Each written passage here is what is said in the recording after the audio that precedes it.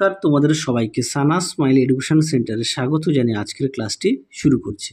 আজকে তোমাদের সঙ্গে আলোচনা করব তোমরা যারা ষষ্ঠ শ্রেণীর দ্বিতীয় পর্যায়ক্রমিক মূল্যায়ন পরীক্ষা দেবে তোমাদের জন্য রায় ও মার্টিন প্রশ্ন বিচিত্র থেকে আজকে সমাধান করে দেখাবো ষষ্ঠ শ্রেণীর ইতিহাস বিষয় মডেল নাম্বার 4 অর্থাৎ 4 নম্বর স্কুলের যে সমস্ত ছোট ও বড় প্রশ্নগুলি আছে তার সমস্ত প্রশ্নের উত্তরের সমাধান করে দেখাবো। চলো দেরি না করে মূল বিষয় যাওয়া যাক।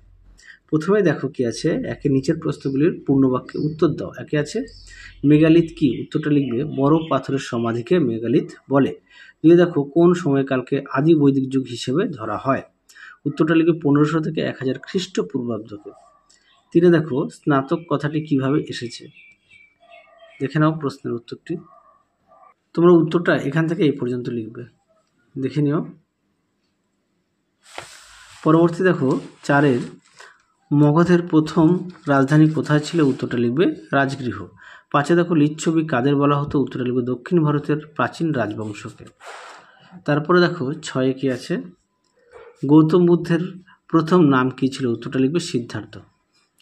7-এ দেখো সম্রাট মহিলা হলে তাকে কি বলা হতো, উত্তরটা লিখবে সম্রাজ্ঞী, এটা হচ্ছে ইংরেজি দীর্ঘ। 8-এ দেখো শেষ নন্দ রাজা কে ছিলেন, উত্তরটা লিখবে ধন নন্দ। 9-এ দেখো ইন্ডিকা গ্রন্থটির রচয়িতাকে, উত্তরটা লিখবে মেঘাস্থিনিস। 10-এ দেখো অটবি কথার অর্থকে, উত্তরটা লিখবে অরণ্য। পরবর্তী দেখো 2 দাগের শূন্যস্থান পূরণ করো। একে আছে আর্য কোনো ভাষাগত শব্দ নয়। 2-এ দেখো বেদ শব্দ এসেছে বিদ শব্দ থেকে। 3-এ দেখো ঋগ্বেদে বিন্ধ্য পর্বতের উল্লেখ নেই।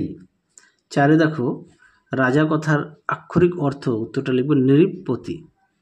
তারপরে দেখো 6-এ দক্ষিণ ভারতের একমাত্র মহাজন পদ হলো অস্মক। পরবর্তী দেখো কি আছে, 6 দাগে অরাজতান্ত্রিক মহাজন পদগুলি বলা হতো প্রজাতন্ত্র। তারপরে দেখো 7-এ তীর্থঙ্কর বলা হতো জৈন ধর্ম প্রধান প্রচারককে বলা হতো তীর্থঙ্কর। তারপরে দেখো 8 দাগ ড্যাশ অব্দ নাগাদ রাজা হন পুষ্যমিত্র শুঙ্গ, এটা উত্তর হবে 187 অব্দ নাগাদ রাজা হন পুষ্যমিত্র শুঙ্গ, দেখো দেওয়া আছে। 9 দেখো সাতবাহন বংশের তৃতীয় রাজা ছিলেন সাতকর্ণীর প্রথম। 10-এ দেখো উত্তর ভারতের সমস্ত পথের প্রভু বলা হয়েছে দেবপালকে। পরবর্তী দেখো ঠিক না ভুল লেখো। একে আছে সমস্ত বৈদিক সাহিত্যকে 4 ভাগে ভাগ করা যায়, এটা ঠিক। 2-এ দেখো নিষ্ক ও শতমান গ্রন্থ হিসেবে ব্যবহৃত হতো, এটা ভুল, এগুলো হচ্ছে মুদ্রা। পরবর্তী প্রশ্ন দেখো 3 দাগের মোট 22 জন তীর্থঙ্কর ছিলেন, এটা ভুল, মোট 24 জন তীর্থঙ্কর ছিলেন। 4-এ দেখো পিটক কথার অর্থ হলো পথ, না এটা ভুল, সঠিক উত্তর হবে পিটক কথার অর্থ ঝুড়ি। পরবর্তী প্রশ্ন দেখো 5 দাগের ভারতীয় উপমহাদেশে সোনার মুদ্রা চালু করেন কনিষ্ক, এটি ঠিক। 6-এ দেখো বৈদিক যুগে মূর্তি পূজা প্রচলিত ছিল না, এটা ঠিক। 7-এ দেখো ঋগ বৈদিক সংহিতা বলে ধরা হতো না, এটাও ঠিক। 8-এ দেখো 29 বছর বয়সে সিদ্ধার্থ সংসার ত্যাগ করেন, এটি ঠিক। 9 দেখো কনিষ্ক 75 খ্রিস্টাব্দে শাসক হন, এটি মিথ্যা।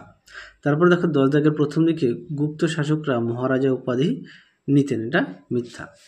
পরবর্তী দেখো কি আছে 4 দাগের নিচের যে কোনো 4টি প্রশ্নের উত্তর দেওয়া। একে আছে বৈদিক সভ্যতা বলতে কি বোঝো, দেখো প্রশ্নের উত্তর। তোমাদের আগের ভিডিওতে সাজেশন দেওয়া আছে, তোমরা যারা এখনও দেখোনি আমাদের প্লে লিস্টে গেলে সাজেশনটা পেয়ে যাবে। দেখে নাও প্রশ্নের উত্তর, বৈদিক সাহিত্য দেখে নাও। চলো পরবর্তী প্রশ্ন দেখো কি আছে, অথবা দিয়ে বৈদিক সাহিত্য সম্পর্কে লেখো।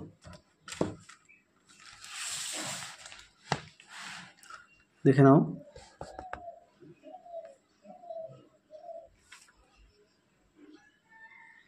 পরবর্তী প্রশ্ন দেখো, উত্তরটা এখান থেকে এই পর্যন্ত লিখবে, আর অবশ্যই পাঠ্য বই খুঁটিয়ে পড়বে। 2-এ দেখো চতুর্যাম ও পঞ্চমহাভারত কি, দেখো প্রশ্নের উত্তর। প্রথমে আমরা দেখাবো চতুর্যাম বলতে কি বোঝো, উত্তরটি এখান থেকে লিখবে, এই পর্যন্ত চতুর্যাম। আর পঞ্চমহাভারত বলতে কি বোঝো, এটা এখান থেকে এই পর্যন্ত তোমরা লিখবে।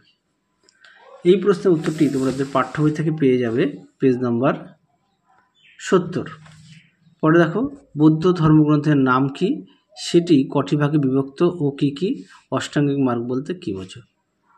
দেখো অষ্টাঙ্গিক মার্গ বলতে মার্গ সম্পর্কে লেখো। দেখো উত্তর, দেখে নাও উত্তরটা হবে ত্রিপিটক। আর ত্রিপিটকের প্রধান তিনটি ভাগ কি কি? সূত্র পিটক, বিনয় পিটক ও অভিধম্ম পিটক। আচ্ছা, তারপরে ছিল অষ্টাঙ্গিক মার্গ সম্পর্কে লেখো। এটা তোমার পাঠ্য বই থেকে দেখাই। দেখে নাও অষ্টাঙ্গিক মার্গ, তোমরা এখান থেকে এই পর্যন্ত লিখবে। পাঠ্য বইতে পেজ নাম্বার 72। পরবর্তী দেখো 3 দাগে অর্থশাস্ত্র কার রচনা, এর মূল বিষয়বস্তু আলোচনা করো। দেখে নাও প্রশ্নের উত্তরটি, এটাও পাঠ্য বই থেকে তোমাদের দেখাবো। দেখে নাও অর্থশাস্ত্র হচ্ছে কৌটিল্যর লেখা। বিষয়বস্তুটা একটু দেখে নাও, পুরোটাই লিখবে তোমরা এখান থেকে এই পর্যন্ত লিখবে, এই পর্যন্ত লিখবে। পাঠ্য বইতে পেজ নাম্বার হচ্ছে 81। পরবর্তী দেখো কি আছে, অথবাদি অশোকের ধর্ম বলতে কি বোঝো? এটাও তোমাদের পাঠ্য বই থেকে দেখাই। দেখে নাও অশোকের ধর্ম, পাঠ্য বইয়ের পেজ নাম্বার হচ্ছে 85। পরবর্তী দেখো হর্ষচরিত কার রচনা, এই গ্রন্থে কি আলোচনা করা হয়েছে? এটাও পাঠ্য বই থেকে দেখাবো। তার আগে বলি তোমাদের আগের ভিডিওতে আমরা সাজেশান দিয়েছি, তোমরা যারা এখনও দেখোনি আমাদের প্লে লিস্টে গেলে পেয়ে যাবে।